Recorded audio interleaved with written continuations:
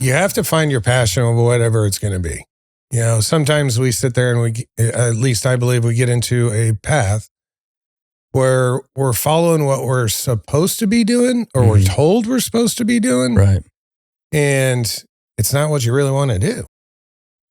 You know, I have 2 kids in college right now, and I sit there and I tell them, it doesn't matter what degree you get, if you get a degree. What I want you to do is figure out what is your passion. And you go with that, because no matter what that is, you'll never have a job. You went from triple time in school, as fast as I can get it done, 3 times as much classes as I'm legally able to take at one time, to, you know what, I'm going to take a break.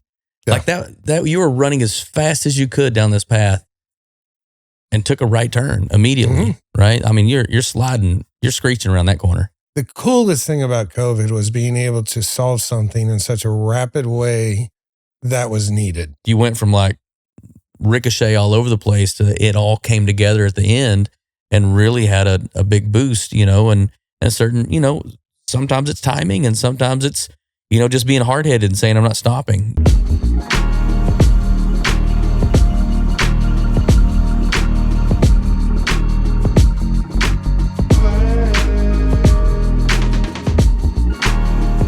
Hey everybody, welcome back to The Blueprint. Today I've got an old friend of mine, John Zacharias. He is a serial entrepreneur. He is CEO, owner, just about everything for Advantage Healthcare Systems. He's going to tell us a little bit about how to get into that and how he took off and what worked for him. So stay tuned and do me a favor. If you guys can reach down there and hit that subscribe button, that's going to help us get a lot more stories out like this. And maybe one of those is something you relate to. So that's what it's about. Love you.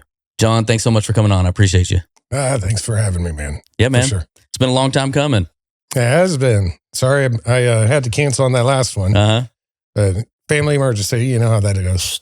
Hey, I just wanted to get you on, to be quite honest. I mean, you got a really cool story. I think there's a lot of people out there that can kind of resonate with some of the similarities that you have in your life. So, you know, just want to dig into this a little bit. You know, I know you're in the healthcare systems now. You've been an entrepreneur basically your whole life? Pretty much. Okay. Pretty much. I mean, been self-employed my entire life. Okay.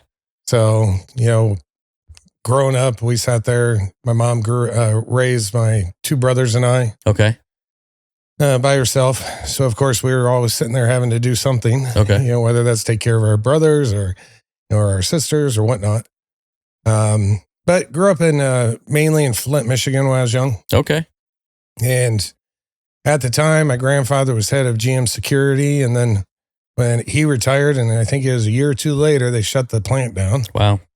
You know, and then all of Flint and pretty much all of Michigan just started going sideways. I don't know if you remember all that, but, you know, we grew up there all the way up until 89, and it was pretty rough. I mean, you sit there, you go to school, and, you know, unemployment rate was through the roof, and, you know, you're trying to get mugged every day for your lunch money and everything else. So I guess it hardened you a little bit because you sit there and you have to get in a few fights every week. Yeah. But I had some good friends when I was there, and, you know, we sat there, we moved down to Texas, and, you know, I finished off high school in a little tiny town called Canton. Canton. Okay. We're Kansas, a little East Texas boys over here. It is. Yeah. I graduated with 98 people. Okay. Really you went from Flint, Michigan, where some of the cleanest, purest water in the country. It was back then. and got all the way to East Texas. Like your family and everybody this was, at what age you switched over? I was 16 when we moved here. Okay. All and it was my brothers, my mom, and then of course, my 2 little sisters came along. So your parents had split up early on, or? Very early. Okay. I mean, I probably when I was 4, I'd want to say. Okay. I don't remember my dad being around back then. Okay. He came back into my life when I was like 15. Okay. And, but then we moved down here, and it was off and going. So, you know, but I grew up, my mom's, second marriage was to a chiropractor. And, that's why you snap my neck every once in a while. I got you. So we sat there. The first clinic was up there in Holly, Michigan. And then when we moved down here, went to Canton, you know, and I didn't know any different. I mean, I can remember when I was up in Michigan and back in the day, x-rays as like today are digital. You take snapshots like a photo. Yeah. Back then, you would sit there and you'd have to hold this button that was like a generator. Yeah. And you'd be like, hold it for 3 seconds. And you hear this like that. Yeah. And then you get out and you grab these films and you have to start sticking them in chemicals. Real healthy, by the way. Yeah. Yeah. You know, no gloves. You have to count, yeah. you know, in your head, 30 seconds, 45 seconds, and then moving along. And then, you know, just like you would a normal film back in the day. And then hang them up and let them dry. So, you know, I remember doing all that. Our first clinic was our first house with him. And the basement was the business office. And then the ground floor was the clinic. And the upstairs is where we lived. Okay. So when I say I grew up in it, I really grew up in it. You really did, yeah. You know, but, you know, after I graduated high school, I was going to go be a chiropractor. I mean, what else are you going to do? Yeah. So, but back then, and still today, I really did not like formal school. Okay. Actually couldn't stand it. Did you do well in school? I passed. Okay. I think in high school I passed because I was really good at football. Okay. And, but I got some scholarships and I blew my knee out my last year in high school. And I was like, no, I'm not doing that. Yeah. I mean, forget it. Yeah. So what position did you play? Fullback and linebacker. Fullback and linebacker. All right. So, I mean, now that's a story all in its own. Yeah. So when I got down to, from Michigan to here, it was my junior year. I had long hair, an earring, and I ran up to the school and I wanted to play football. And I was like, hey, you know, how can I get on the team? And the guy goes, we don't let girls play football. Wow. Nice. And I drove away. I'm sitting there thinking, what's he mean by girls? It must be my long hair. I don't know. I called my mom. I'm like, he's not letting me go. I'm going to a barbershop. Went to the barbershop, got my hair cut real short, went back. And I'm like, I really want to play. He goes, I told you, I don't let girls play. And he hits me in the chest. Yeah. I go back to my mom. I'm like, what does he mean girls? She goes, it's probably your earring. Yeah. Okay. Yeah. So I took it out, sat there, went back, and he goes, well, just because it's you're playing JV, not varsity. Now, at the time, I was 230 pounds. Yeah. And at the biggest, I was the second largest in all of Canton for football. Okay. And so here I am on JV, carrying people that are 70 pounds on my back, having 3 or 4 of them running the ball down the field, you know? But when I became a senior, sat there, I took some time off and all I did was focus on strengthening all summer, and came out of the gate and ended up with 9 scholarships. So you're just like, here you go. That's awesome. But I didn't take any of them. Yeah. Mainly because I wanted to get through college as fast as I could. Okay. So back then the colleges weren't connected to each other, so they couldn't tell what anybody was doing. So I signed up for 3 different colleges and I took like 30 hours a semester. Okay. And just started barreling through it and finished all my prereqs to go into chiropractic college. I was going to go to Parker. Yeah. Which is there in by Irving. And I went to the first speech and they're talking about how they're going to cure cancer and this and that and everything else. And I was like, this isn't for me. Yeah. I believe in chiropractic. You know that. Yeah.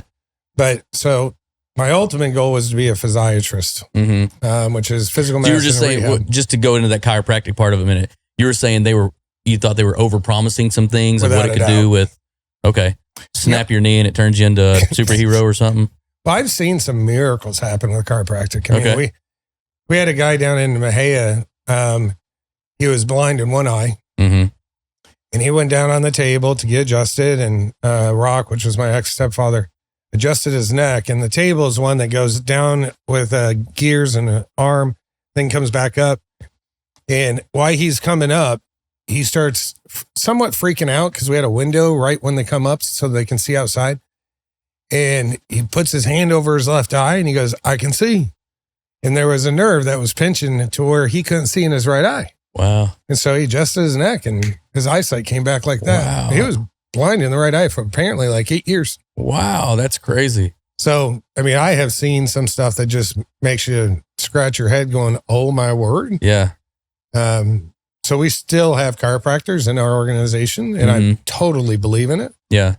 But when they sat there and started, saying that they're going to cure cancer and this and that with an adjustment, I was like, maybe support the healing process, but I wanted to go become an MD at that point. So I went and did all my prereqs for that. And then when I was supposed to go, I was going to go out to California. I decided to take a summer off. I was burnt out from school for a bit. I said, let me just take a summer. Never taking a break. Yeah. You still overlapping classes at this time? Oh, yeah. Okay. Absolutely. And I only had to drop 3 classes while I was doing that. That's because I couldn't understand sociology. Mm-hmm. I don't know why, but, just anyways. But I went out to Phoenix and it was supposed to be summer, got a couple of jobs. I was so bored. So I went out there, started working for a friend of my mom's who had a travel agency. And his dad actually created Purdy paintbrushes. Okay. If anybody's ever gone to Home Depot and they're looking inside, the more expensive the brushes get, well, that's Purdy. Yeah. And but this guy, he would go to the dog races every single day. Uh-huh. And we'd be sitting there selling whatever, travel. And then I got a job as a bartender because when I'd get home, I knew nobody. Yeah. What else are you going to do? Yeah. I became a bartender, loved it to death. It was in a part of town where there's a female bar, more or less. Okay. And I had time of my life. Yeah. Needless to say. Yeah. But then after that, I ended up seeing the owner cash checks. People would bring their checks in. Mm-hmm. And one day this guy turns around, and he brings in a check, and she cashed his check for $3,600. Uh-huh. So this was back in 93. Okay. First check. 2 weeks worth. I was like, oh my word. I went up to him and said, can I buy you a beer? I want to buy you a beer, but you got to tell me what you do. Yeah. I think I was making $1,100 pay period if. Yeah. Right? I thought I was rolling with that. Yeah. He sat there, he told me, he goes, I sell cars. And I'm like, you can make money selling cars? Uh-huh. He goes, absolutely. I said, where do you sell them? He goes, right down the road. And so next day I ran down there and did an interview, and they said, of course we'll hire you, but we have a 2-week training process. Uh-huh. Let's take you through that and everything else. So I went up and I still decided I was going to bartend for a little bit while I was going through this because I had to support myself. And I went through the 2-week. It was with a group called Larry Van Tile, and they had the most dealerships in the nation at the time. Mm-hmm. It was cool as a family. And so the dad owned everything east of Mississippi. Okay. The son owned everything west of Mississippi. Mm-hmm. And I think they had almost 800 dealerships. Okay. So it was cool, but I can remember I got through my training. And I got out there and got this guy that was supposed to be my manager, and he's called the team lead. And he goes, well, there's your first customer. And he sees this woman driving in, elderly lady driving into the lot. I'm like, I got it. Uh-huh. I run out there and I'm sitting there waiting, and she's taking forever to get out. Right. Yeah. And finally she starts cracking the door, and I'm like, can I help you? I think she was like 80, 85. Yeah. Yeah. She gets out and she goes, you get away from me. Get away from me, Sonny. I can find my own car. And I'm like, and I look up inside the dealership, and every one of the salesmen that were seasoned were laughing their rear ends off. Yeah. And I went inside. I'm like, she doesn't want my help. And they're like, we knew that. Uh-huh. You got to be careful. You let them come to you. You don't go to them. I'm like, why'd you send me out there? He goes, you got to learn somehow. Crazy, man. Well, it's funny. Like, it seems so far as you've gone through your life to this point, it's been kind of reactionary. It hasn't been like, hey, here's my plan. I'm sticking to this plan. Because even though you got into football, thought football was your route, you hurt your knee, that changed. You went, you had your family business into chiropractic, like you're rolling through that. You're taking classes, double time, triple time to try to make sure that you can get ahead of schedule.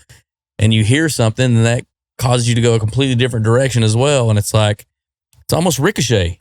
Yeah. Right? Like, there's no real clear-cut path here. And like, okay, now I've got to get to Phoenix to take these other courses, right? Or Scottsdale to take these other courses. And here I am like, oh, I'm a bartender all of a sudden. Like, what are we, give me the mindset on this. Like, I'm not quite following. Like, you seem so driven to a point, and then all of a sudden it's like squirrel. Yeah. Right?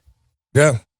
I think what I realized, and even today I reflect on some of this stuff, is that you have to find your passion of whatever it's going to be. Right. You know, sometimes we sit there and at least I believe we get into a path where we're following what we're supposed to be doing or we're told we're supposed to be doing. Right. And it's not what you really want to do. Mm-hmm. You know, I have 2 kids in college right now. And, you know, I sit there and I tell them, it doesn't matter what degree you get, if you get a degree. Right. What I want you to do is figure out what is your passion. Mm-hmm. And you go with that, because no matter what that is, you'll never have a job. Yeah. You know, now I hope it's enough to make them be able to take care of themselves. Yeah. But, you know, and even if it isn't, then hopefully they can be a part of a nonprofit that can help make sure that happens, you know? Yeah. And even that's kind of what I was getting at as I went through this was you talked about like, here's the things I want to do. And all those things are like, I'm a doctor, or I'm a chiropractor, or I'm a football player. Like all those things are like really high end money makers, right? And then you sub it in with I'm a bartender and I'm selling cars, and it's a completely different direction. But I think a lot of times what we do is we find the thing that's closest to us or easiest to grab, and we try that, and then we try that without having like this pure goal of I need to go from here to there, right? And I think most people in general kind of ricochet around, but everyone thinks that I just did it wrong, right? And if you ricochet enough before you give up, then you do find your passion, you know? You know, my older brother, who's our COO, sat there and actually mentioned to me the other day, and it's something that we reflect, I'm sure, probably every 3 or 5 years, and that is, if you had to turn back time, would you? Mm-hmm. And he mentions to me, which I totally agree with, he sat there and he said, listen, would I have done some things differently in the past? He goes, oh yeah, but would I want to turn back time and go change that? The answer is no. Mm-hmm. I grew from it. Yeah. And I believe the same thing. Mm-hmm. So yeah. You wouldn't go back, not one day? No. It's interesting. I think it's great. Like people have asked me the same question, and I say, there are benchmarks in my life that I don't want to go any further than. Like when my children are born, I don't want to go back past that, because what happens if a butterfly effect, something happens and I never make it to that point? I need them in my life, you know? And so there's certain things that I go back, and there's certain experiences that not particularly my favorite, you know, that I've gone through. And if I could have fixed that, then cool. But again, maybe it didn't turn out the way it is now, you know? And so you are right. I'm a big firm believer in the butterfly effect, and changing one thing spins everything else out, you know? And so it really does. So I've always thought, I wouldn't go back any further than that for 100%, but you know, we've all got it pretty good at this point, you know? And so we're above ground, and, you know, getting to do some things like I get to hear your story and talk to you, and, you know, let everybody else hear it as well. And so I guess there's worse places to be, you know? Yeah. I always thought, would I go back and change even the Flint time? You know, nobody wants to be in a fight every other day, but I wouldn't change it. Yeah. You know, there's what everyone from time to time asks me, why do you work so freaking hard? Mm-hmm. And my response is, I'm not going back. Yeah. And I meant back to the time in the Flint era. Yeah.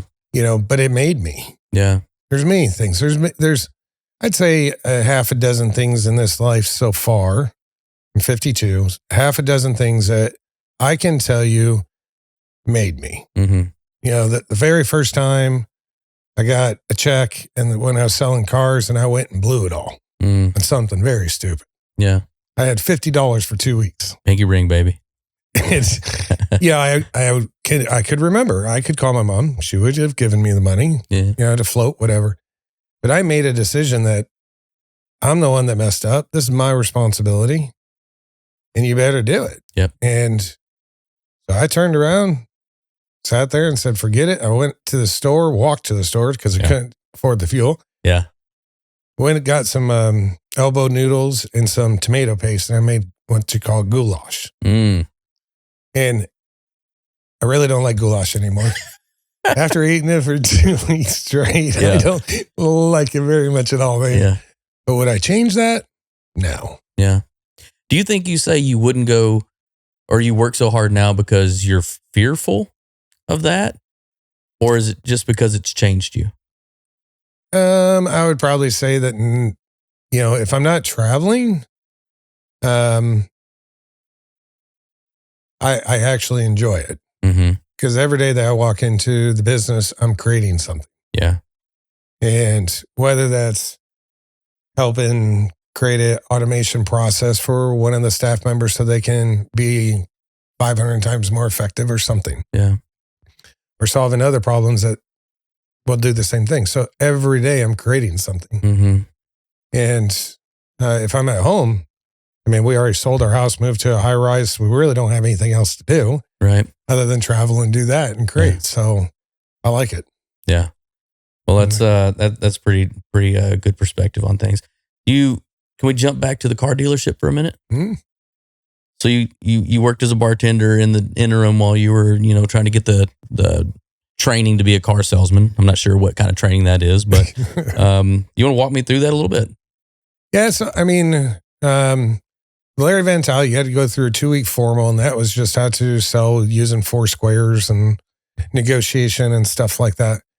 And then when they put you on the lot, I think that training was really just more about being able to have stamina, because some people want to negotiate with you for 6 hours. Yeah. Others don't want to negotiate at all, and I think that's what it was, but it's really about weeding out who has the ability to, I'd say, communicate with, I'm going to say everybody, and who has the grit to say, I want more. So after probably, I don't know, probably a month from 2 weeks of training, 2 weeks of whatever type of training you want to call that, I ended up quitting the bartending because I realized I needed to work more hours. And at least back when I was selling cars, if you wanted to make good money, you had to work 18 hours a day. Okay. Usually 2 weeks on, 2 days off, 2 weeks on, 2 days off. Okay. The guys that worked 6 to 8 hours a day or 8 to 10 hours, mediocre at best, unless they were seasoned and they had a roster. Yeah. A roster. What's happening to the school while you're doing all of this? I had taken time off of school when I first moved there. Okay. And I've never gone back. Okay. You went from triple time in school, as fast as I can get it done, 3 times as much classes as I'm legally able to take at one time, to, I'm going to take a break. Yeah. Like that you were running as fast as you could down this path and took a right turn immediately, right? I mean, you're sliding, you're screeching around that corner. Yep. Okay. It was. And I knew I wanted that summer off. And of course, that summer turned into 5 years. Yeah. Over there. And I also did not want to get married, did not want to have kids. I was just going to sit there and make good money and travel the world. Yeah. That was my dream after I made that path. So it took me probably, I think we were on a 2-month draw, where they would actually guarantee us money. After that's commission only. And when I got switched over commission only, they would give you $1,500 for the month, and then they'd deduct that off of your commission. That's when I messed up and became a goulash man. And then the following week, I normally I was only selling 4 or 5 cars. The following week, I sold 32. Wow. And what was the difference? Being persistent and actually giving rats. Okay. It's do or die. Yeah. What do? You sit there and you're like, okay, let me just be better than everybody on this lot. Let me work longer than everybody on this lot. Let me hone my skills, become, the best at the best. And I was number 1 salesman for Larry Van Tile for 2 years. Wow. Nationwide. And, and then my life changed again. I was sitting there, I got off work, and I used to go back to where I bartended, which was also an Italian joint too. And the owner would always let me go in the back and make my own subs or pizza or whatever, right? And so I went back there, and she was sitting at the bar, and I sat next to her, and there was a new bartender, hot little girl, And I was like, hey, babe, give me a beer, would you? And she goes, I'm not getting you anything as long as you call me babe. Wow. I'm like, I look over at the owner. Her name was Linda. I was like, well, I guess I'm getting me one. So I reached over the bar, grabbed a beer, and pulled it up. And boy, that bartender got pissed at me. Started screaming at me. Don't you ever do that? Started screaming at the owner. The owner's like, cool down. Yeah. This is John. Used to bartend here for a while. Is a very good friend. She goes, I don't care. I'm in charge of the bar. Well, that was Kathy. Okay. By the end of the night, I had her number and I had a date. I was wondering where this was going because you were like, there's this cute girl at the bar. And I was like, going, okay, this is getting some territory that I don't know if I want to air this yet. I'm going to edit this out real quick. So I mean, that we had a date the next day. I took her out, went out on the mountain, absolutely fell in love with her. Mm-hmm. I think 3 days later, she moved in with me. Mm-hmm. And it's been that way ever since. Wow. Again, I didn't want to get married, but after dating her for 6 months, I was like, well, no brainer. Yeah. And so I asked her to marry me. And that night she got pregnant. Wow. Now, she wasn't supposed to be able to have kids. Okay. She had like 4 endometriosis surgeries. Mm-hmm. And I thought I was sterile. Yeah. I don't know why. Mm-hmm. But she ended up pregnant that night. And that was the first of 4 that we had. Yeah. But that also turned my life around. Wow. Or in a different phase. So I remember Lizzie was 6 months old and I missed her crawling and rolling around for the first time. Mm-hmm. And it hit me like a brick. You know, I sat there when I was raised in a house, in the business. You know, I got to see my brother and my sisters actually in the drawer at the front desk. Mm-hmm. And that's where we grew up. We grew up around the family the whole time. Mm-hmm. And so that's when I decided to make a call. And I called my mom because I knew she was going to close at one of the clinics. Mm-hmm. I said, hey, I'll partner with you and let's go rock and roll. She Mm-hmm. goes, come on. I think we moved 2 weeks later, Mm-hmm. came back to Texas, partnered with her and took that clinic. And then from there, we just started expanding like crazy. So there was another turning point. You know, it's so crazy that you talk about, you know, meeting Kathy, you know, the pitch you had, called her babe, that didn't really work out. And then 3 days later, you guys are living together. Had you told her? I'm trying to figure out what was the draw here. Did you tell her about the goulash? No, not at that time. Okay. Absolutely not. Yeah. I don't know. It was just a spark. Yeah. Yeah. It was the only girl I'd ever dated that I literally was shaking before I kissed her. Mm. Only one. I was like, my God. And it was really the only one that ever fought me when I was trying to date them too. Yeah. And you like that pushback. I think we all have to have that pushback. Yeah. You know, we don't want something just given to us. Yeah. And I think as a guy, you always want to sit there and be able to know you earned it. Mm-hmm. You know, you've got a wonderful studio here. I'm sure you feel happy that you earned it. Yeah, man. Wasn't given, was it? No, sir, it was not. No. A lot of nights of staring at the ceiling, figuring out how we're going to make bridge to bridge. But yeah, 100%. Yeah. So needless to say, that's what brought me back down to Texas. And that's where we started. And you said you pitched it to her that I've got some family down here and we can go do this. Yeah. She was just in automatically, no questions asked. You had to sell her on it. Nope. She was like, absolutely, let's go. Huh. She didn't know I was going to move her to Mejia, Texas. Do you know where that is? No. Oh, God. It is an hour and 45 minutes south of Dallas. Okay. Where, of course, it's about 35 minutes south of Corsicana. Okay. In a little tiny town, there's a famous girl that was picked up by a billionaire there at a chicken restaurant. I'll think of it here in a second. Mm-hmm. But I would bet you the town was only 1,000 people. Mm. You know, we had my Rottweiler at the time. We went and lived in Groesbeck, Texas, which is 45 minutes away from Waco, about 20 minutes away from Mejia. And I rented this house in the middle of nowhere. Mm-hmm. The only thing around it was cows. Yeah. And she literally, the town in Groesbeck had like a very small Tom Thumb mm-hmm. and a Dairy Palace. Yeah. That was it. Mm-hmm. And she was born and raised in Phoenix. So yeah, that didn't go very well. No. My next couple of moves had to go back up to Dallas. So How long did you guys stay in Mahia?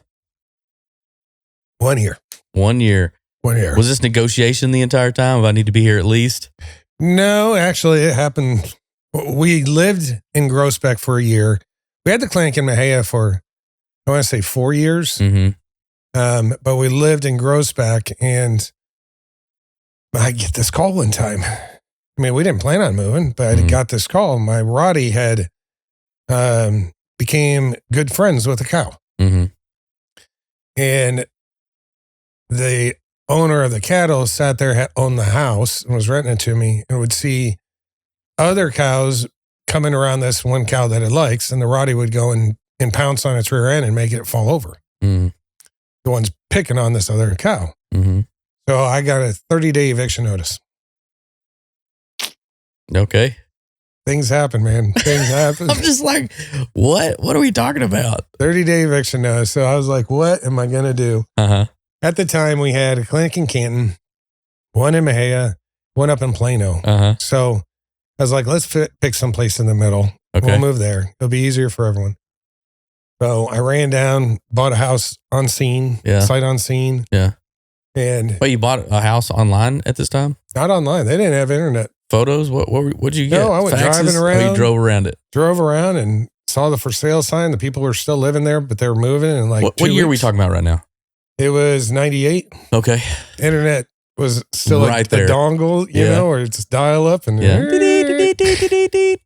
so I bought it. It was $74,000. And I financed the puppy, but I had $8,000 to put down on it. Uh-huh. And it was quite interesting though, because we pulled up with the U-Haul. I had 24 hours where I couldn't get into the house, and I had to be out of the other one, right? And it was overlapping. So we loaded up the U-Haul. I parked the U-Haul at this parking lot. Mm-hmm. Then we sat there, we went and stayed at a hotel. Then we went and we actually pulled into the house the next day. And we back it up. My brothers are there, and my mom and her husband. And we opened up the door, and I'm sitting there thinking, this is going to be wonderful. Mm-hmm.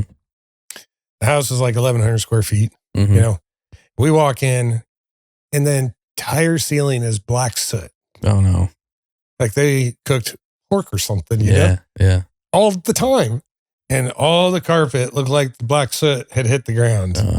And so I was like, oh my God! I was like, I don't know what to do. And of course, the family's like, okay, let's go to Home Depot, and you two stay here. Start tearing all the carpet up. They went and got primer, got carpet, got tile.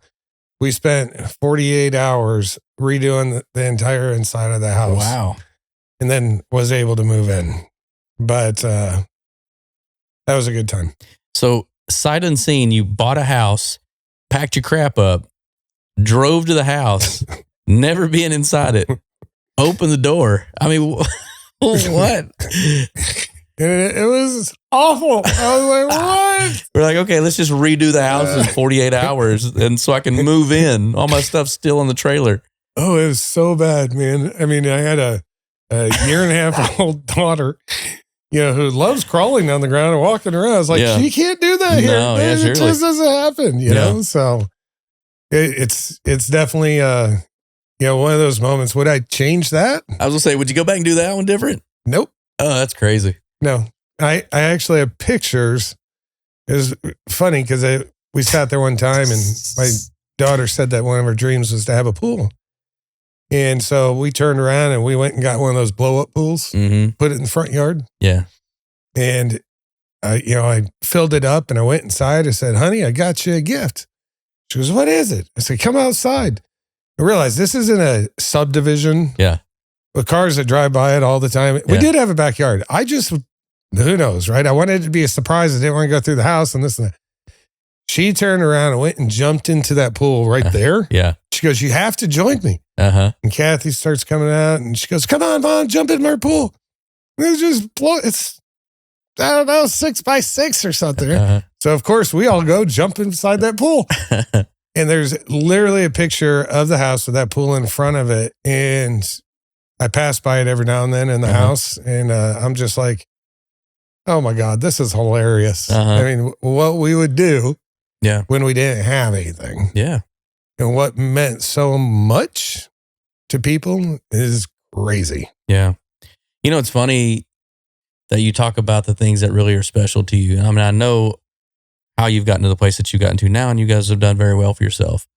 But to see the emotion on your face when you talk about the blow up pool and the small things like jumping in that with your family and just the drive by and seeing that and remembering those, you can see that, holding on to those things is really what makes it, Yeah. And from you having the perspective from the other side of, I could get 10 billion of those things, right? If I wanted to, but just that one was special for me and it made a mark in my life, you know? It has been.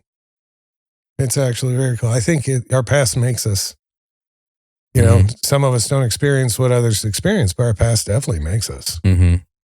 Do you think, and I've had this conversation before, do you think that, and then we'll get back to your path again, but do you think that having nothing makes you want to validate that you can have something? I think on certain individuals. Yeah. And do you think that having so much makes you want to hide the fact that you've had so much sometimes? And I'm not going to say hide it. Maybe not flaunt it. Okay. Because I think you can also do a lot of good.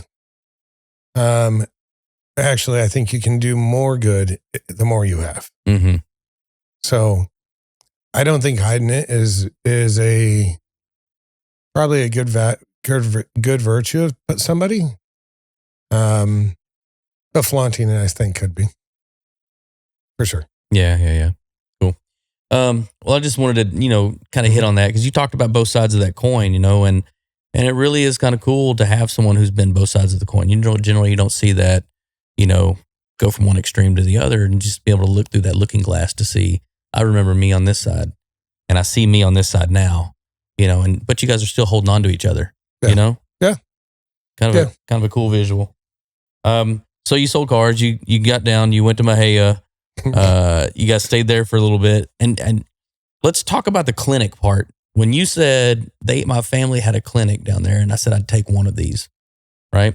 What does that clinic exist of? Like what is happening inside this clinic? Is it just like a doc in the box and come in and check your temperature or, you fixing bones or what's happening? I mean, what's happening with this place? So back then, the only thing my mom was involved in was chiropractic.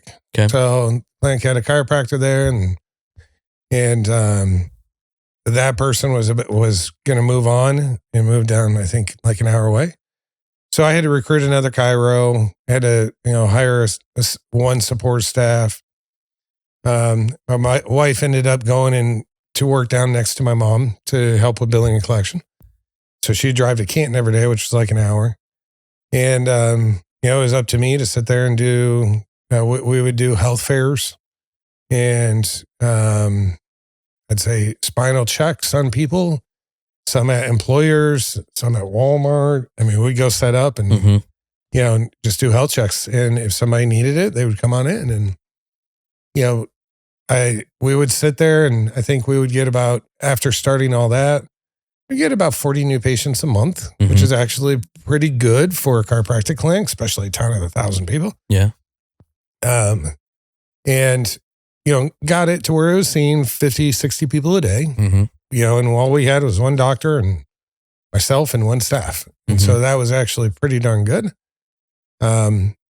We did start one up in Plano as well. That was more my mom's because my little sister was a gymnast. So that's where she went to training. So she wanted to be closer to her. And so she did that.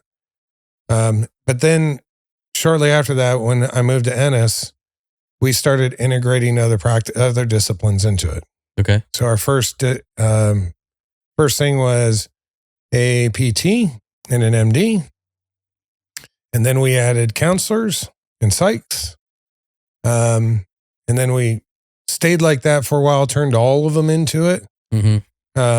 We'd already also started one in Oak Cliff at the time. Yeah. And I'd also moved up to Ovilla, closer to Dallas, because the kids needed to go to school. We'd had, I think at that time, when I moved to Ovilla, we were having our second kid. But either way, they were about ready to start school. So she wanted them going to a Catholic school. So that's where we enrolled them. Got closer there. But with the clinics, we sat there and we started. I mean, it's called a multidisciplinary facility at that point. And we mainly saw car accidents and work injuries. Okay. That was our thing, traumatic injuries. So you had a specialty that you're building this thing based upon the injury that was coming in, not just being a full service thing that could take anybody that came in. You were like, there's a certain type of injury that we're looking for, and we need to model our business to be able to handle that person. So that goes back to when I was going to want to be a physiatrist. Okay. So a physiatrist's specialty is physical medicine rehab. Basically means that a physiatrist would treat your musculoskeletal and your neurological. And then there's subcategories afterwards that they can get, whether that's interventional pain or whatever. So when I came back, the model I wanted to do was a division that Health South, which is a large organization back in the day, had it where physiatrists ran the training program and they integrated it into the hospital where the residencies and stuff would rotate through. And they would teach them how to be an all-around provider for traumatic injuries. And that's what I wanted us to do. I mean, to me, there's something about a wellness practice that I think is great for people, but there's something about when you have somebody coming on in that maybe thinks they could never walk again or never be able to, cook their own meal for themselves again or pick up their grandkid again or their kids. Yeah. When you can sit there and turn somebody's life to where they are able to do what they thought was impossible, I think you've made an impact that lasts a lifetime. At least it does for me. Yeah. And so that was the model that we were actually going for. And, we ended up getting an accreditation called CARF accreditation. It's an international accreditation for multidisciplinary rehab centers. And today we're the largest CARF accredited centers in Texas that do what our type of practice does. We have the most centers there is and probably have the most census of how many new patients that we actually pull in from those centers too. So, we went that direction and, I'd say we probably practiced for 10 years. It was 15 years without changing anything. Okay. At that time, once we got there. What time are we talking about right now? So 2000, it was 2000 to 2015. Okay. And at the time, I stopped working inside the clinic. I actually moved out to do marketing, more or less, business development. And our entire practice changed. I mean, we used to do, we'd have boxes all around the town, whatever town that we were in. When you say boxes, you're talking about? Have you ever seen those things where it says, give your name and number and email address and win a free meal? Yeah. Okay. Things like that. And so people would fill it out. And the ironic thing is that the one thing that they don't tell you is everyone wins the meal. Okay. So everyone wins the meal. And then you have them come to, let's say, a restaurant that has a private room. And they get the free meal, but they also have to listen to maybe a 20-minute talk spiel. And then you offer a free health check before they leave. Yeah. And it's a spinal health check is how you do it. But we went from doing that, which is so laborious, crazy, to I went out and started creating referral networks of people who actually would send us the stuff, send us new patients who met the criteria that we treat. Right. And now I'd say 99% of all of our business still comes from that network. Okay. And then I started getting bored in 2015 and we wanted to bring in traumatic brain injury. And what do you mean you started to get bored? Well, I've always, at least the way my brain works, I always have to be juggling enough. Okay. One time I think we had, let's say 15 different companies doing different things, but I wanted to bring something else into the practice. So both of my brothers, when they were younger, my older one, when I was graduating high school, I was supposed to go to Europe, go backpacking. I bought my plane ticket, everything, right? I was going to do that before I started college. I get a call, and my older brother was up in Colorado, and he got in a car accident and hit the side of the wall. Mm. Well, when he hit it, this was before they were enforcing all seatbelts and everything else, right? When he hit the wall, it literally sat there. His head hit the windshield and scalped his head. And he was in a coma. Mm-hmm. And they called and said, we don't think he's going to make it. So canceled the Europe trip, went up there, and we got up there within 24 hours, and he came to 24 hours after that. Mm. But I mean, he got discharged. You know, he has a classic TBI, traumatic brain injury. Mm-hmm. And if you've never watched the movie Concussion, it's definitely worth a see, because, you know, what if people have multiple concussions or one big one, I mean, their whole life can change. They just might not know it for 10, 15, 20 years down the road. Mm-hmm. Tell me what can change specifically. So, when you get white matter in your brain, which means part of your brain is never going to heal again. Okay. And that part like of the scar brain, tissue or just dead area? No, it's dead. Okay. And then what happens with that is you've got your neurons that once those are dead, that they get fragmented. So now they aren't firing together anymore. Mm-hmm.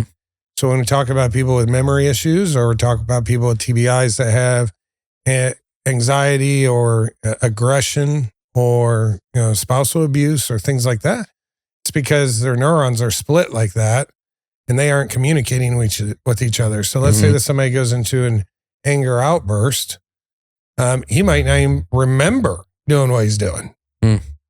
And, you know, you have it to where a lot of people with TBIs can't manage their money. They can't manage their medications. You know, they have a hard time keeping up with a sentence or a conversation, or even finding the words. You know, there's many, many, many aspects of it that can actually affect. There's not one traumatic brain injury that's the same as another. All of them are different because of all the areas of your body and your brain that you have. Yeah. And so my little brother also got also had a TBI. He was driving his car in Canton, actually down the road, and a state trooper was training a horse. And while he was turning, the horse freaked out, jumped up, and landed in his windshield. And all the legs were just beating the crap out of my brother. Oh, my God. So he got care flighted to Tyler from that. And he was out for like 6-7 hours, which you only have to be knocked out for less than 30 minutes and you could have a concussion and a traumatic brain injury. Wow. So 6-7 hours is a long time. 2-3 days is huge. Yeah. And I only needed to add a couple of things to our clinics, and I could go full out doing traumatic brain injuries. And you could help your brothers. I help my brothers and everybody else. I mean, there wasn't any other outpatient brain injury centers back then, and there still isn't. You might see a center that calls themselves a brain injury center, but most likely it's just a neurologist that doesn't have all the things that it normally would help people. So if you have anybody or you get a traumatic brain injury and you have deficits from that, ideally you would want to see a speech therapist, an occupational therapist, a physical therapist, a psychiatrist, a neurologist, a physiatrist, a clinical psych, and a neuropsych. Those are 8 different things, and our practice has all of them. And the way that the treatment is put together is some people will come in 4 or 5 hours a day, 5 days a week, and they will get treatment from not all of them, but whatever their highest deficit is, or a combination of such. So if somebody has more physical and, let's say, balance orientation issues, or somebody has more cognitive issues or deficits, that's the part that you focus on first. But you do it in a group setting, you know, with multiple people. And what you find today still is you'll have people that go to a neurologist, and then they send you over to this clinic and then that clinic. That's about it. Yeah. And you're going to 2 to 3 different centers, and none of them are communicating with each other. So, that center might give you homework for an hour, and that one gives you homework for another hour, and that one's and it's like they don't know what the heck you're doing. Right. So that's what we wanted to start. The problem that there is there's still no fee schedule set for brain injury. Mm-hmm. So we did it for a year, and I almost sat there and went, I almost had to shut the doors. Wow. A year later, I'm sitting there and we're flying down to Houston. And I looked at my mom and my wife and I said, listen, ladies, you've got 30 more days. Otherwise, I have to cut it. Mm-hmm. And we need to get paid. Yeah. And that was the year roughly around, so we could probably find the timeline on that, when the movie Concussion came out. My wife was talking to an adjuster that had a son that just had a TBI and ended up paying us. And turned around, the thing that you have to prove in Texas and in many other states, that there's no fee schedule. They have to pay you usual and customary. Mm-hmm.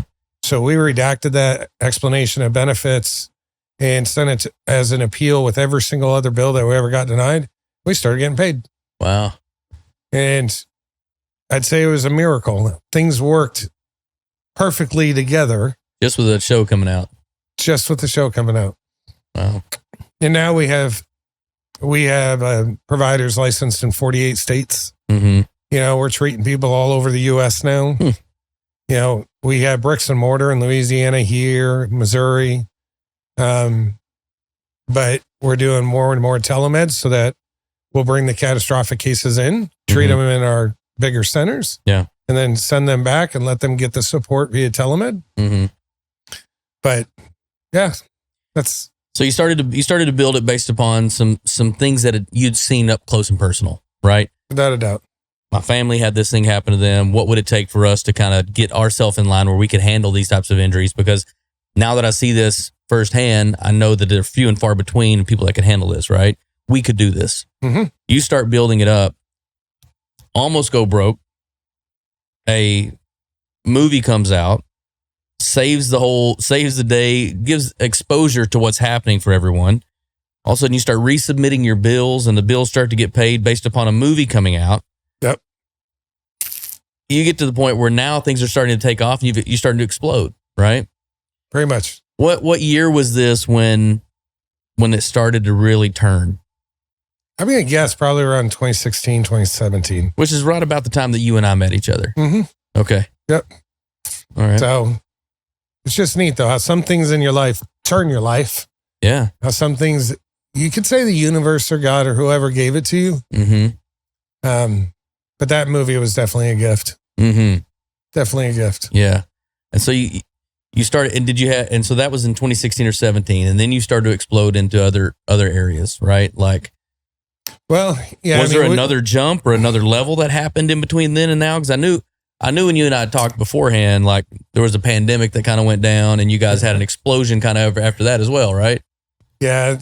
I would say that there was a lot going on. I mean, we used to be in surgical hardware too, and then stem cells and exosome treatments as well. And, but I also have my own software. And so one of my developers at the time, God rest his soul, his wife was from Wuhan. Mm-hmm. So his family was from Wuhan. Yeah, yeah. We all know what happened in Wuhan. Yeah. But he was telling me back in November of 2019 about it. Mm-hmm. I don't think they publicly announced it here till February of 2020. Mm. But he sat there and he started telling me about it. And her family was being locked down in the homes. The streets were being, we weren't hearing this. Yeah. It reminded me of somewhat like the movie Rwanda. Yeah. We didn't hear anything about that. Yeah. Right? Not at the time that was happening. And so probably him telling me every other day, and I was trying to find the research on it, find what was going on, find everything. Finally started talking to the wife, and I had a friend that had some manufacturing companies over in Hong Kong, mm-hmm. and they mainly did clothes. But I was like, listen, do you mind sending your people around and seeing if they're actually making testing kits? Mm-hmm.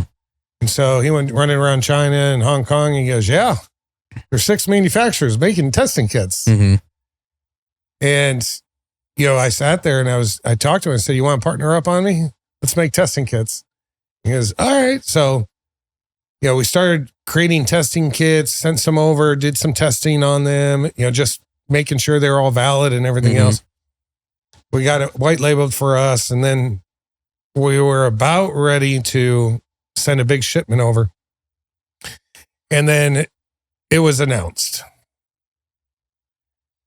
And the whole world freaked out. Yeah. Totally freaked out. The day it was announced, I also made a deal with a local lab of friends that owned it and said, "Guys, get ready. Here we go." Yeah. And then I went to my software division and I said, "We need to create a workflow that makes it very easy for everybody to sign up, to come in, makes it easy for the clinics just to scan, and everything happens from start to finish, being the swab, being sent to the lab, to the results, so on and so on." And I would tell you that in 3 weeks, we would have 500-600 people lined up down the road every single day for the next year. Wow. At every center.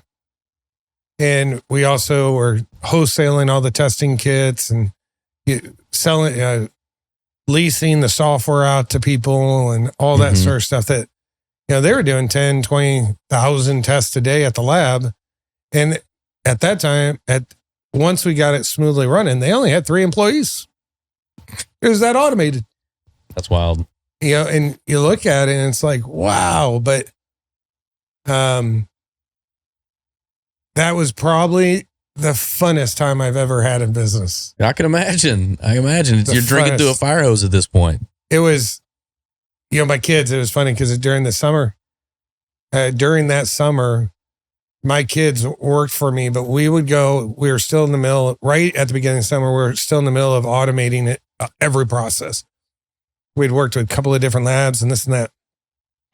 And they were getting paid 30, 40 hours of overtime, helping me at home on the computers. We'd have 6 of them sitting around the table and, the regular staff would just take off and they're like, "No, we aren't working past our timeline." Yeah.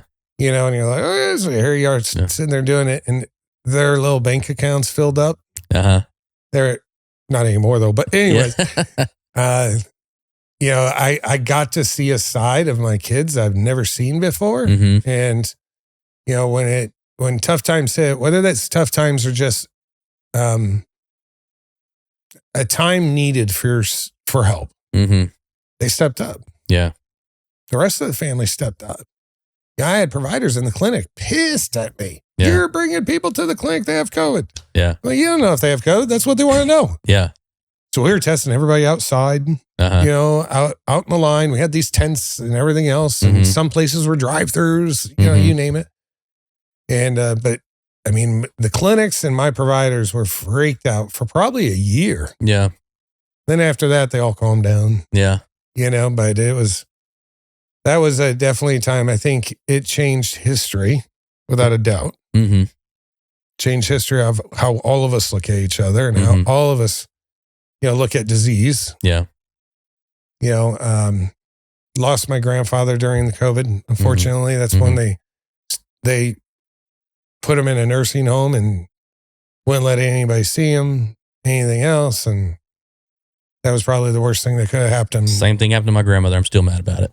So, you look at it and it's like, appreciate who you have around you today. Yeah. No matter how long you have it with them. Yeah. Yeah, no, I totally feel that. It's like, I don't know. I think people try to make the best call when they can at the time. I don't know, man. I'm still edgy when it comes to that scenario. I remember early on, we were going somewhere and I was like, "Oh, I need to get tested if we're going to go." We're all going. I think we were going to like Miami or something, right? And you were like, "Well, I've got kits over here," and I was like, "For what?" You're like, "To get tested, make sure you go." And so we all showed up at your place and you tested all of us, and you looked over at me and you're like, "Brennan, you don't have it, but you have." And I was like, "What?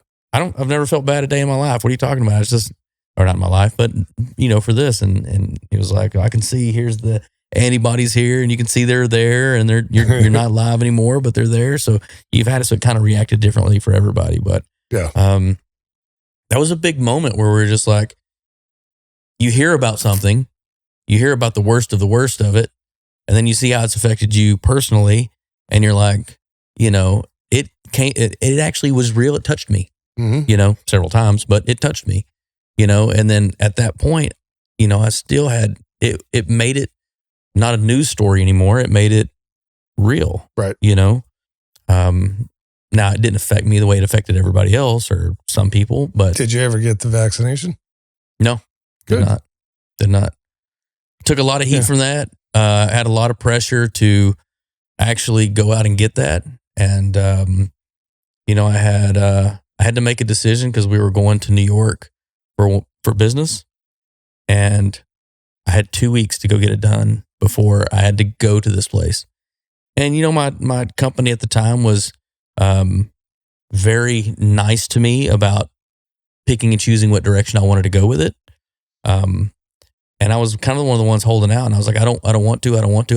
And that was a very big part of our job, was going to that opportunity in New York.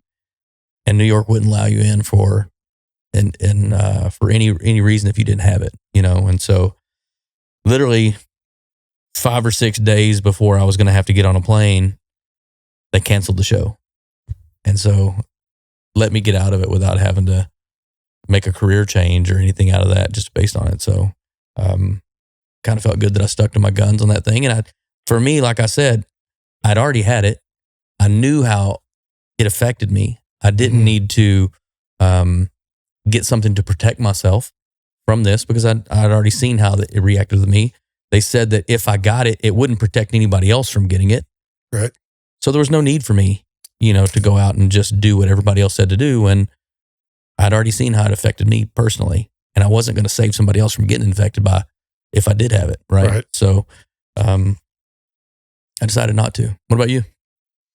Well, I have another story. I'll just be brief on this one, but it's definitely for a different day. But so when I was 2 years old, I got the MMR shot. Mm-hmm. And it killed me for almost 3 minutes. Mm-hmm. And then my mom grabbed me, threw me on her shoulder, started running, and I came back too. Mm-hmm. So I'm like the 1 in 20,000 actually has an adverse side effect to any vaccinations. Yeah. Not any of them, but specific ones. And they can't pick and choose which ones they are. Yeah. I never had another vaccination in my life. My kids haven't had vaccinations.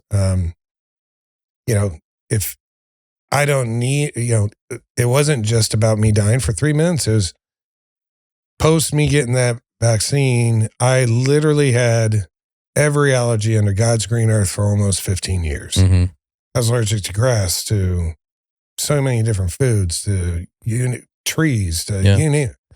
I had gone on an almond diet for almost 2 years. Mm-hmm.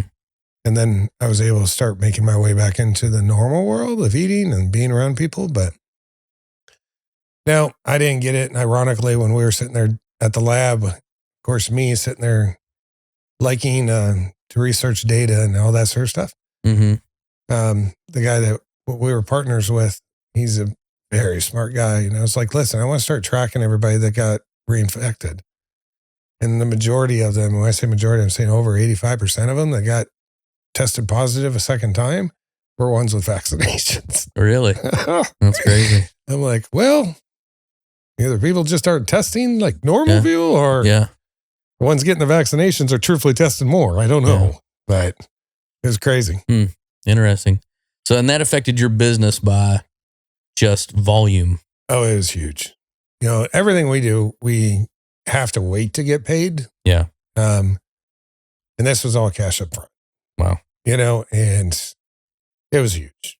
It was absolutely huge. It was the coolest thing about COVID was being able to solve something in such a rapid way that was needed. Mm-hmm.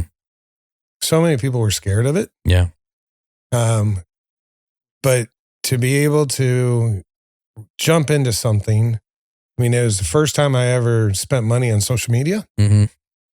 And I brought in a friend of mine named Brody, and he was partners with a guy that did social media.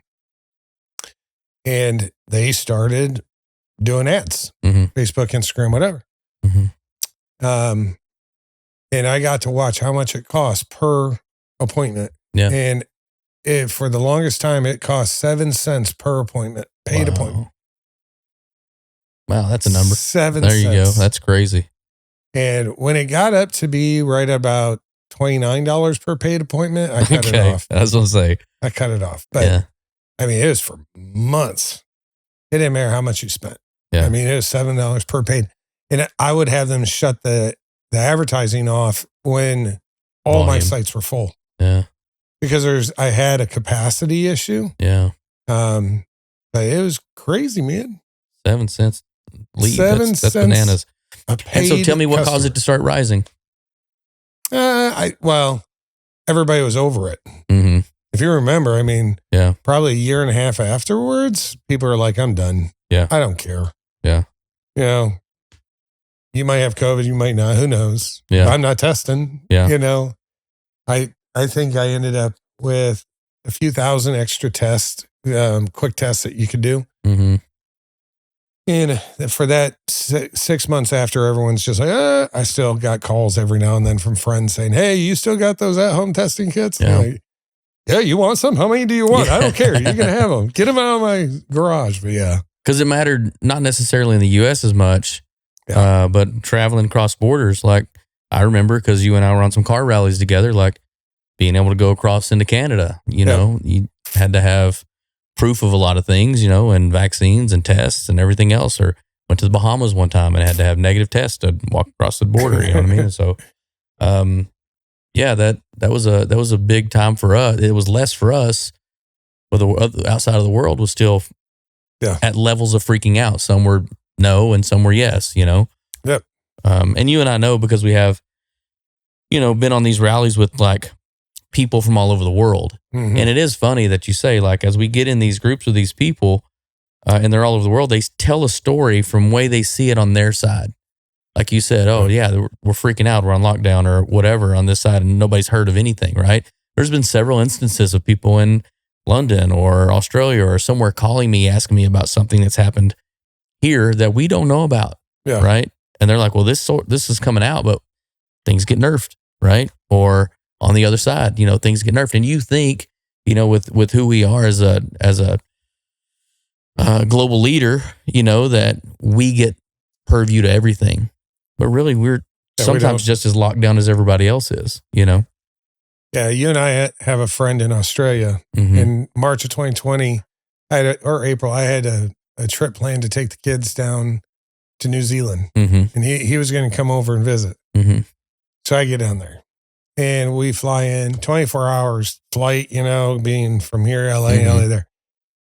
We get down there, we get to the hotel, and I text him. I'm like, hey, man, don't forget, we're over here in New Zealand. Just showed up, be here for a week. And he calls me. He's like, are you ridiculous? Mm-hmm. I mean, if I leave, I have to go in the hotel for 2 weeks. You are crazy, man. He goes, it's a lockdown now.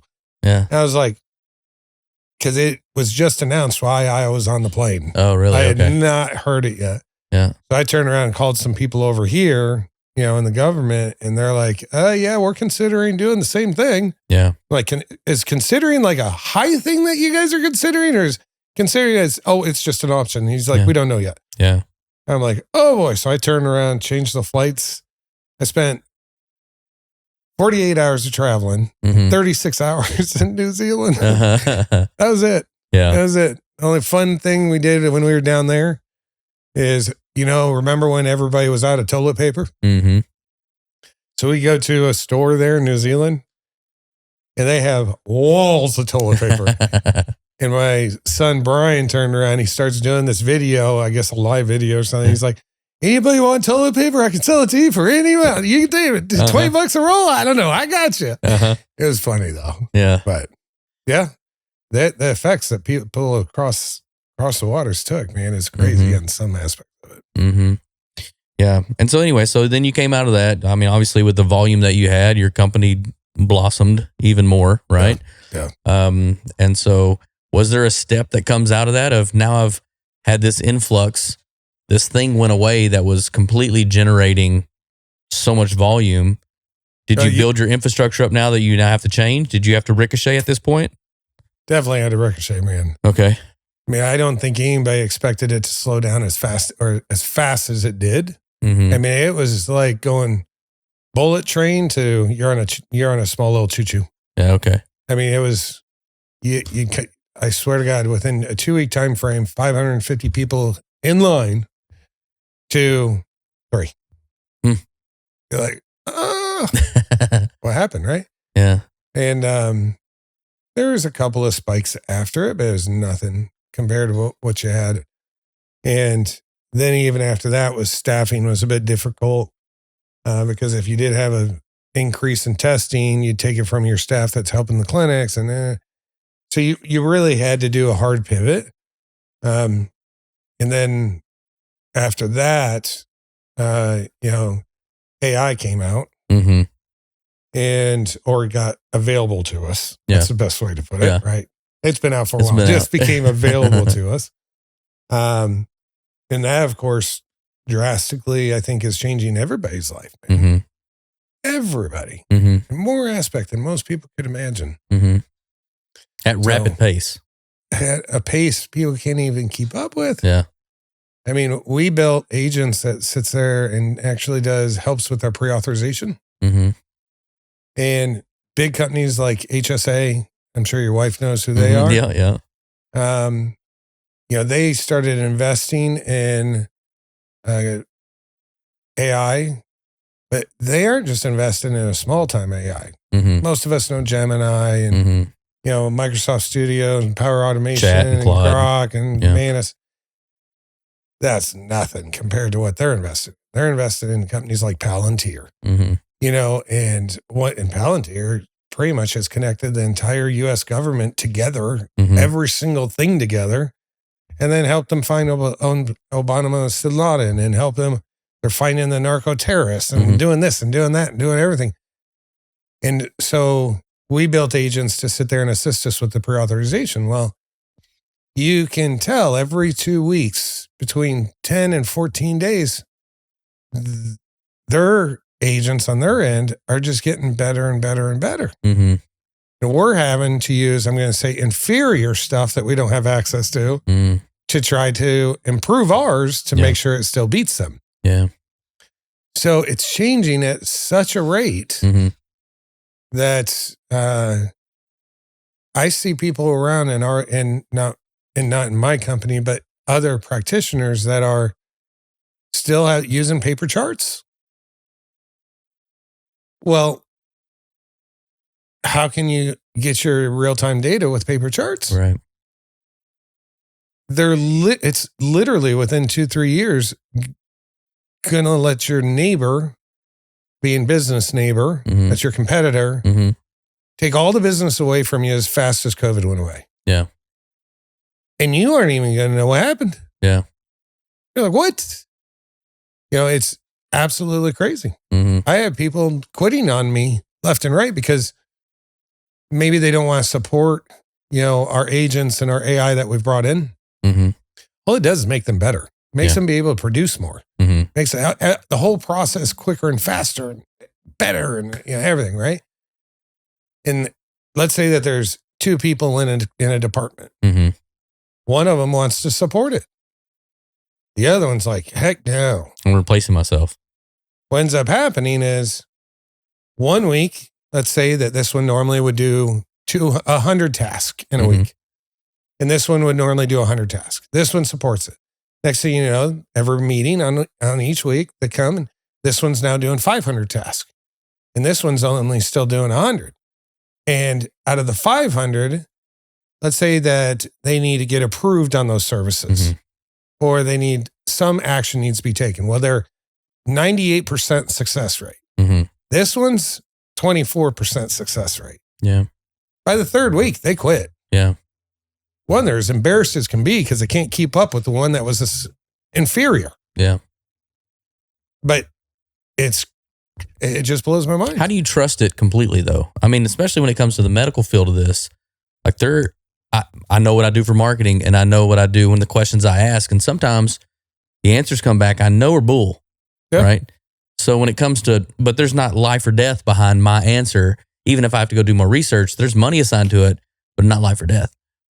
or medical decisions being made. How do you assign trust to an AI system? For example, knowing things that are coming out all the time. I saw an AI thing came out the other day, and it said MIT comes out with this new gel that's heals nerves and patches nerves. Well, I was told once a nerve's dead, right? Now they got something to grow it back. Is that real? Is it not real? Is this a made up something? Did somebody go into AI and make some nonsense thing to get people going a different direction? And now that it's done that, is it now going out into the ether and the world is now seeing that as information, and now it's regurgitating against itself and causing a bigger lie because somebody seeded it? Yeah. Do you know what I mean? How do you know how to trust it? So in our scenario, we don't allow it to use any knowledge that's outside of a box that we have. Okay. When we first build the agents, of course, we use, I'm going to say redacted stuff, and utilize some things like Manus and some of the other tools that are out there to help you build the agents. But once you finally get the agent built with the proper knowledge and instructions, you lock it down so it can't sit there and go out on the web and actually do any work. Okay. So it takes a little bit longer and more work for us in a way, because let's say that there's 3 medical guidelines that we need to be following, and each guideline is, let's say, 10,000 pages each. Mm-hmm. You have to literally insert those guidelines into the knowledge, and then you have to create the instructions that have to explicitly follow a step from A to Z to give you your output. Mm. And then once it's done, it's done. Mm-hmm. And so there is ways to do that in a very good way. I mean, when we first started this, we didn't know that you're supposed to start from fresh every single time you do an agent, and so this poor little agent, we never used AIM and stuff, thank goodness, but this poor little agent, it did it, like reviewed 20 medical charts. It mixed all 20 people up, all 20. All right. And you're like, well, isn't it? And then you had to go back. Why is it doing it? And it's a whole training process. I mean, I probably spend 3 hours a day just learning, a lot in the morning and a lot in the afternoon. I mean, there was times there during when AI first came out and when COVID first came out, there's 2 sections of my life there. I was up at 3 a.m. every single day, on with the developers, or on with somebody sitting there, buying or selling or whatever. And I remember when I was doing podcasts for COVID, just as educational purposes, I did it for 2 weeks, 2 hours a day. Started at 6 a.m. I finally was like, I'm not doing this anymore. I mean, I could help and benefit others at a much greater scale by doing other things than the podcast. And I mean, everybody was talking about it back then. So, but yeah, I think with AI, if somebody doesn't have a lot of money to invest in it, they're going to get run over. That's, to me, the truth. Like, how are you suggesting the investment comes in? Like, you're saying if I don't have any money to invest, are you saying like the way my business is run, like with the automations in my business, am I implementing AI through this? Or are you saying there are companies out there I should be investing my money into that are going to be generating cash? I'm not saying that you have to put money into it. Obviously, I think picking a platform of what you're going to use is definitely important. And sticking with that platform, maybe not be scared to utilize a second platform to cross-reference. Well, battle them is what I call it. You let them battle each other out and make them better. And, but investing, I don't care if my son, he knows I want him to invest 2 to 3 hours a day of learning and practicing AI stuff. That's a lot for people that have a full-time job. I've been doing it for many years. But he knows this is what's going to make him exceed in our practice and our companies. So investing time and money, I mean, when I say the money side, I mean, you either go all in on a ChatGPT model or you go all in on Microsoft using Copilot Power Automation that also uses ChatGPT within it, called Copilot. or invest in Google and using their whole platform and all that, because to mix Microsoft, let's say that you're using Microsoft Office 365 for your email and, Word and Excel, all that. To use Google is stupid. Because then you're mixing platforms and everything doesn't work right. But if you've got somebody that's somewhat techie, that can comprehend a little bit of how to put the coding together with the AI and the power automation, and you don't have to be a full developer. I'm not a full developer, but I can do it. And if somebody watched enough videos, they should be able to do it too, as long as they understand the workflow. But when I say money, somebody could invest $500 or $1,000 a month there with a small business and pretty much automate almost every process in their company, and then utilize the staff that they have there to only grow the business. That's, to me, everyone's scared they're all losing their jobs at our company. That's not the case. If we see 3,500 people this month, I'd rather see 9,500 people. Yeah. And make sure everyone's as happy as they could possibly be. Right. I've taken a step that's probably the most complicated step in our company, which is front desk. Spent a lot of time and money into it for the last 3 months.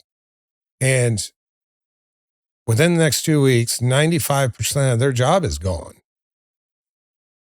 which means that they can be 10 times more efficient, more customer service oriented, maybe reposition some of the people you have to other jobs to help you to do the same process, whether that might take a month or 3 months or 6 months, who cares? Yeah.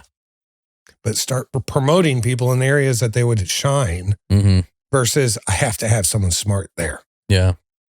I don't need someone smart there in another few weeks. I just need somebody that loves people and is happy. Right. So that's you need a face for your company, a relationship for your company when people come in and see who you are. Yep. Okay. So that's what I mean by investing and spending time. So you want to go in and try to find ways to lessen people's job roles, lessen the weight they have in every position, and try to get it as slim as possible so they can either multiply themselves or do multiple roles. Yeah, well, I'm not saying I want to do that, but what I'm saying is if I don't do that, my competition will just take me over. Right. It's, and I think anybody's business, I don't care what business is today,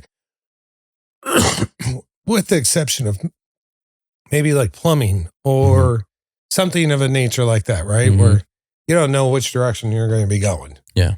But if it's something that a human can sit there and do repetitively, it's gone. Yeah. Automated. It's either gone or it will be gone. So you have to. Have you ever used Uber Eats? I actually have not because I live in the country, but. Do you or have Amazon? Yeah, 100%. Okay. Yep. I used to hate shopping online. There was no way that was going to happen. Right. And then, here we are today. There's 47 packages at your door today. 100%. But here we are. It's so simple. Yeah. And you ask yourself, is your company structured the same way? Yeah. Is it that simple? Yeah. Can a new client come on your site or find you on social media and become a client without ever talking to anybody here, without ever even emailing anyone here? Yeah. Could they become a client and say, here's my profile. Can you help me here? Here's my stuff. Da, da, da, da, da. I'll take that challenge. That is a no for sure. Now we use AI exclusively to strategize for you, to make sure that you're getting the desired KPIs or deliverables that you want, 100%. But can someone come on and join us as a client? First off, I don't know that I want everybody as a client, but yeah, you're right. If 90% of it's automated, then yeah, it would be amazing. I agree with you. I can guarantee you Jeff Bezos isn't sitting there advertising. Yeah. He's just got the trucks going, right? Yeah. He's got this going, that going. There was a time though. There was a time. Yeah. But that's because he built a platform that he wanted everyone to get on, try it one time. and then it's done. And could somebody come and become a client in my business right now without either faxing us something or something? The answer is no. But it will be. Yeah. It definitely will be. No, I'm not saying that's a bad choice. I'm saying it's not set up that way for us now. I know, me either. But it's where it's going. Yeah.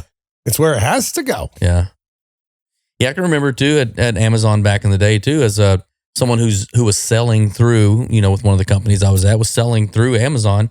It was very tough as a company to make a living through Amazon, right? Because there was these thresholds. If you had to sell a product that was at least X because of the points and the shipping and everything is the way it needed to be done, that you just weren't going to make money. But now, I don't know what's happened in the last 3 or 4 years, but you can buy a 25-cent knick-knack and it'll show up at your door, free shipping in a day.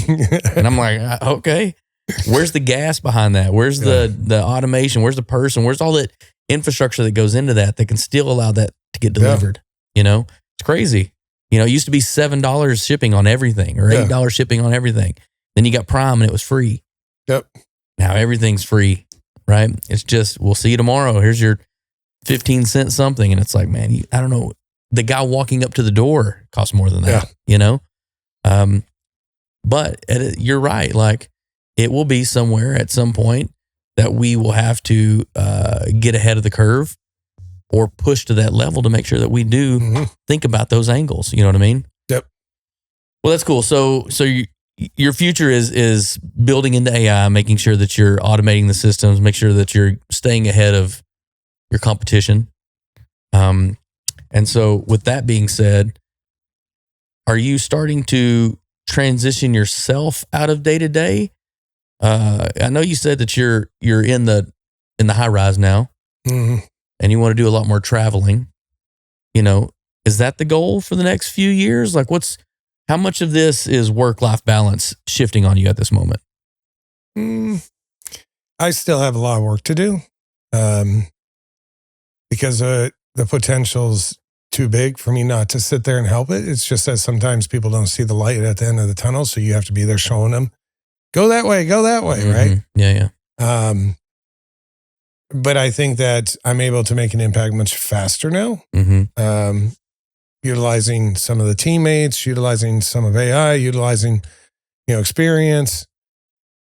The ultimate goal, though, right now is to ensure that all patients that we get actually get offered at least every bit of care that would help them. I don't want to drop the ball on that. When it's done manually, you never can do that. And when you bring on new providers, sometimes those providers have to sit there and actually learn what all can help patients and everything else within your system and for their condition. And when today we can make it so that you could have a temp come in today and they would do it just as good as your best person. That's my goal. My goal is to get it so that if something were to happen to your boys, they come in, there's an algorithm that will tell them before they ever walk through the door things that can help them. And when they see a provider's going to confirm a few things and sit there and actually reiterate almost identical to what they saw online. And then when they leave, they can sit there and do more. Oh, so he did recommend these 4 out of 5, right? Let me go into the videos and see what the benefit of getting that done would be. At least giving people the ability to help themselves, even if they can't afford it. Because there's a lot of things people can do for free. And then there's a lot of resources that'll help pay for things. Right. We're starting our nonprofit next year because of that. We want to help the ones that can't. And there's a lot of people that are catastrophically hurt so bad that they'll get divorced, people will leave them, this and that, everything else. We need to be able to help them. It wasn't their fault. Yeah. So I think when I'm able to accomplish that, I'll be able to step away for a little bit. Okay. Is there anything out there that the kid from Flint, Michigan is wanting to tackle personally outside of work? Oh, I definitely when Kathy and I got married, the only thing before we got married, the only thing I wanted to do is see as many countries as possible. Mm-hmm. Last year my kids went overseas for school, so we got to go 9 different countries, I want to say, which was cool. Mm-hmm. But truthfully for me, if I could travel once a week, or 1 week a month or 2 weeks a month, I'd be that would be my bucket list. Okay. How close are we to that? Probably 3 years away, 4 years away. Okay. How many countries you gotten to so far? 14. 14. That's nice. I could go to Europe and spend 2 weeks there and I was gonna say I'm 90. I was gonna say I've hit 36, but I spent a lot of time in Europe doing that stuff. So yeah. I mean, honestly, like I agree with you. I think travel is the root of all understanding of the rest of the world. Like I think we get in our bubble and we think that we've got it figured out, or this is how the world works or doesn't. And being able to see everything in a large scale really kind of helps us to understand mankind, not just, the US or wherever we come from, right? So being able to get out and see the world and see how everybody else does is, I think to me is like really what it's about. And so if I get in deep discussions with people about politics, which I don't like to do anyways, I'll just first ask somebody, have you been anywhere outside of this country? Yeah. And if their answer is no, then it's like, then don't tell me it's going to be a hard conversation. Then don't tell me, how bad we've got it if you don't have any scope. Yeah. Right. Well, look at all the friends we have around the world too, man. Yeah. I mean, that's something the car rally brought to us. Yeah. All over the world. Yeah. Even if you said, I just want to go visit these people, it'd keep us busy. Yeah, 100%. Do you plan on doing more car rallies? Oh, yeah. Yeah. Absolutely. Well, tell me about car rallies, what you love so much about those. So primarily just Cannonballs I've been on, and then Gold Rush I was on. I think with Cannonball, it's a small enough group that everyone stays close. Mm-hmm. And that's really, really neat. Normally you have like a 20% newbie rate that's coming in and people going out. But obviously a car rally has to be fun. We know that. But it's also the only time I stopped thinking about work completely. And everybody at the offices, nobody bothers me. Yeah. But they definitely want to hear all the stuff when you get back. Yeah. That's cool. But it's a time, I'm not going to say you can be different because it's not being different. It's just not worrying about work and not worrying about the responsibility you have at home. The 3,500 people there are dependent on you. Yeah. On growing your practices, to making people better than who they are. That's the 10 days. And if I had those 10 days every month, I think I would be one happy camper. You'd be fresh every day. Yeah. No, I get that. Has it turned you into a car enthusiast? I would say it. Yes. I think everybody on rallies turn into that if they've gone to more than one. Yeah. I was talking to my brother about Argentina and doing dove hunting. I went 8 years down there. Does it turn you into a shooting enthusiast? Oh, yeah. Car enthusiast? Oh, yeah. And does it turn you into a car one? Yeah. I think the more rallies you do, the more you realize, okay, this is my set of whatever I like. Right. These now probably wouldn't do that as a daily, type scenario. Yeah. So how about you? No, I mean, it's, I've always liked cars. I don't want to say it's a problem, but it's a problem because now I'm thinking of turning my day-to-day car into like a rally car all the time. So I went and got like a super fast truck, because I got to carry my artwork around and stuff, and I've taken, the TRX on a rally or two and that's fun. But then all of a sudden it's like, what if we just got another little something and then another little something, right? And it's like, do I need those things? No, absolutely not, right? Absolutely. I do not need that for the month out of the year that I'm on different rallies. Now, I don't need that, right? Sure do want it once you get in there and you feel the gas and you feel the excitement, because it really does give you like I don't know, like you said, it gives you a place to just kind of step away because you never really turn it off. Right. You know? And if you just have, because Kelly and I just go with my wife now on these rallies, and that's all I really want to do. Like, and so as I go through, it just gives me the ability to turn it off with her. And not too many times in my life do I just get time, just me and her by ourselves. First off, we're in the car together for 6 or 8 hours a day driving. There's a lot of conversations going on, right? Yep. And then besides that, like now we're going out to events at night, and I'm showing her different places around the world that she gets to see. And so when I say it's turned me into a car enthusiast, man, I love those. When I come back, every time I come back from a rally, I'm buying something new tomorrow, right? I let a few days go by or a few weeks go by, and then it seems to drift off for me a little bit. But it's kind of hard not to love it, you know, kind of hard not to get sucked in for sure. There's an MC20 on the rally this past year. First one I've seen other than one over in Spain. Yep. And the one in Spain was a MC20 Stradale. Mm-hmm. I saw it over there and I was like, there was 5 of them. Yeah. And they had like a little meeting there where we were. I'm like, oh my God. Yeah. Fell in love with it, but who knows, man? Yes, it definitely does. Is there one that you got your eye on that you want? Oh my God. Yeah. Let's get one that's like truly approachable. I know. I mean, I was going to get a Roma before the rally. Mm-hmm. And, you know, and I've got the RSQ8, and then my wife wanted to bring the dog. I'm like, all right, well, we're taking the family wagon, right? Yeah. Uh-huh. But, you know, it's still such a fun freaking car to drive. Yeah. You know, you sit there. There's not just one, man.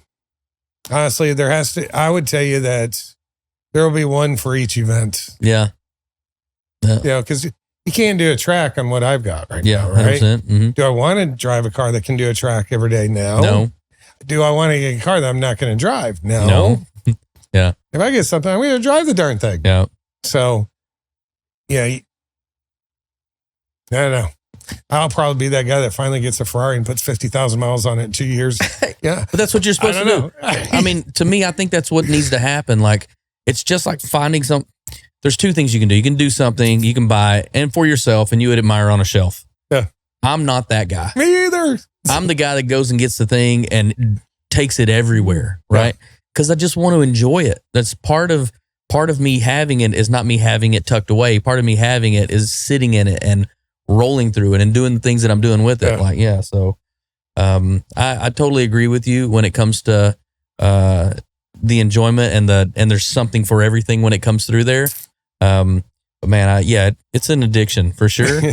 And our cars have kind of leveled up as we've changed them each time. I haven't gone and truly got like a super sport car. Yeah. And I don't think I'll ever go that route, but I do like, you know, things that are, I don't know, approachable. Like, I don't know. Just even like I won't own another a McLaren. I mean, I've taken 4 of them on the rally. Mm-hmm. Every single one broke down. Yeah. And all of them were different. Every single one broke down. And I spent a ton of money before the rally to make sure they were perfect. And they still broke down. Yeah. Every single one. It's like you can get a McLaren GT for $140,000. Mm-hmm. Even less, right? You can get a Ferrari Romeo for about the same amount. Mm-hmm. And these are fun cars. I mean, I think the McLarens are the funnest cars I've ever driven when they work. Yeah. It's a rocket ship. But you better have a prayer every hour on the hour with that thing. I've had the same thing with Ferraris or the same thing. I've never owned a Ferrari, just in case anybody's thinking about that. I've never owned a Ferrari, but I've driven some of those on the rallies. Yeah. Ferraris have been the most temperamental vehicles that we've ever taken on a rally. It's just, it's like, man, you get it there and you're like so excited to pull it out and show everybody. And they're like, no. All right. Well, and then you have the unbeatable car, which is a Porsche, right? That can't be killed. Mm-hmm. But half the people on the rally have them. So you're like, yeah. Okay. All right. Yeah. I don't know. It'll probably be another family wagon next year. A different one. Yeah, well, there's nothing wrong with that too. Just as long as you have enough room and enough space, you know, to get in there. Put extra people in there with you. Well, that's cool. Well, I just want to say thank you so much for, coming on this with us and talking a little bit about kind of your journey. It's really kind of cool to see how this thing has, first off, you went from like Ricochet all over the place to it all came together at the end and really had a big boost, and certain, sometimes it's timing and sometimes it's, just being hard-headed and saying, I'm not stopping, and so really proud of you. I really am for the things that you've done and for coming from, Flint, Michigan and fighting through the things that you fought through to get where you're at. Truly, honestly, that's pretty exciting to watch. But is there anything that you want to tell these guys where they can find you if they have any traumatic brain injuries or anybody that they need some help with in their family or anything? First of all, let me say thank you for having me on. Truthfully, it's always a pleasure spending time with you. We could probably talk for 4 days straight. Yeah, 100%. So, but if anybody does have a concussion or a traumatic injury whatsoever, we do have centers across Texas. It's our website's at advantagehcs.com. Feel free to fill out the contact form if you just want to reach out and talk to somebody soon. If you're local in Dallas or Fort Worth, San Antonio, you're more than welcome to come by and take a tour and meet some of our wonderful teammates. Yeah, we love it. And if you aren't in our area and you need help elsewhere, please reach out. We have over 5,000 people in our network that we should be able to help you close to your area. All right. Appreciate it, guys. Well, I just want to say I'm super thankful that I was able to bring you the original Jay-Z today. John, you're always a great time, buddy. And love your heart, love your passion, love everything you got. Appreciate it, man. Cool. Until next time, that's the Blueprint.